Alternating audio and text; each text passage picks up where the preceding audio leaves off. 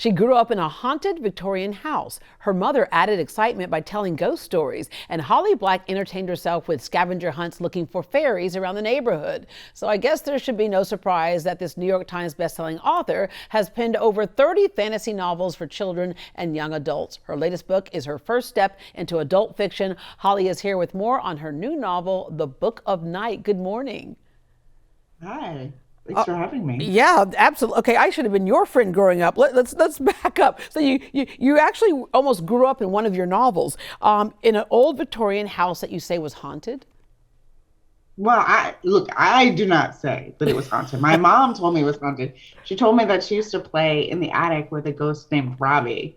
It was very traumatizing, and I believe that if you want to make your kids into writers, you just have to scare them continuously through their childhood. Yeah, in fact, throughout the night when there was like the wind was blowing, the trees would scare you because they'd knock against the window.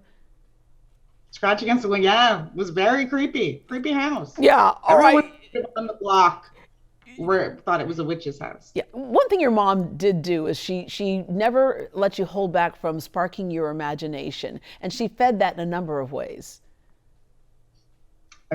She gave me a lot of books, which is probably the best way. Yeah. At what point did you go from reading to saying, I'm going to write my own?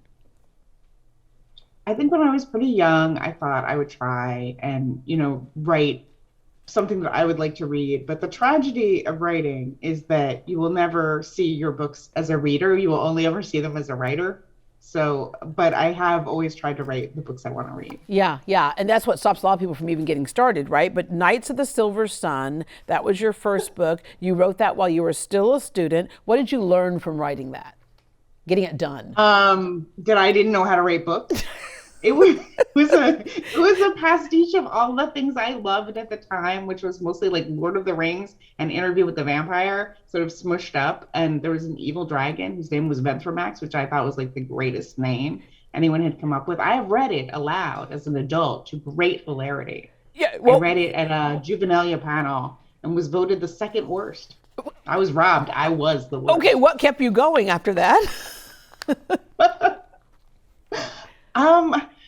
I had back then, I actually sent out a query letter to a publisher, and I was rightly turned down. But I remember feeling like I'm in the game. And so I just kept writing more stories, and eventually I got better. And it started working. Ty, the modern fairy tale, Spiderwick Chronicles, which is, one of the things that a lot of kids started reading. And then you love to write about magic. You have these themes that you have. And of course, a lot of that comes from how you grew up. Now you're venturing into adult novels. The creatures you will meet are Yeah, I'm really excited to write my first adult novel. I thought about it for a long time. I was really interested in shadow magic. Because I love the idea of magic that we all sort of connect with. Yeah, when you say shadow magic, it's really interesting because you said there's an experience with your son that I think all of us have had somewhat of that thought at one point, but it was about his shadow, right? Right. We were coming back from town. I lived just at the edge of town, and he was watching his shadow get longer and shorter and bifurcating, and he was so fascinated by it. And I thought, this is the kind of magic we all experience. And we all feel there's something weird about. Yeah. And then we just go on, But there's an approach for children, which is kind of this wishful, hopeful. For adults, it's a little bit different. And I love your quote. It's about adults aren't making their first bad decision, but potentially the one that blows their last chance. Yeah, that's Charlie Hall. That's our protagonist. She used to steal books from the shadow magicians. And she's trying to turn over a new leaf. She's got a job. She's got a shadowless and maybe soulless boyfriend who's paying half the rent. But a patron dies, and she's drawn back into her old ways and discovers that she's not the only one with a past. And that's pretty much what the book is about. When they talk about writing, they say your atmosphere really can help spur those creative juices. You live in Amherst. Would you say all around you is kind of what you write about?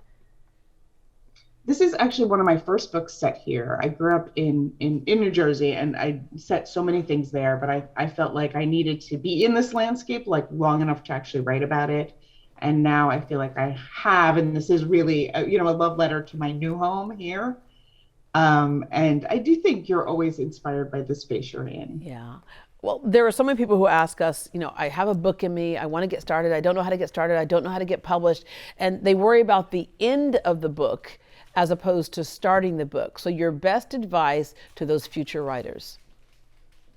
I mean, I do think get to the end, because it's advice I didn't take when I was writing my first book. I just kept going back and back and back and starting over again. I think books change shape as you write them. And a lot of times we come in with an idea for a book that's basically the premise, which gets you about a third of the way through the book. And people write about a third of a book and then they freak out because they don't know what happens next. Yeah. And the reason is because that's not what they came in with. So I always tell people, like, here, it's normal to hit this block, push past it, and you will learn more about how to write a book by writing that whole book, no matter how it comes out, even if it's as bad as my old book. Your old book, but you've made up for that, New York Times bestselling author. All right, Holly, thank you very much for joining us this morning. That's right. All right. Holly Black's latest novel, The Book of Night, is now available wherever books are sold.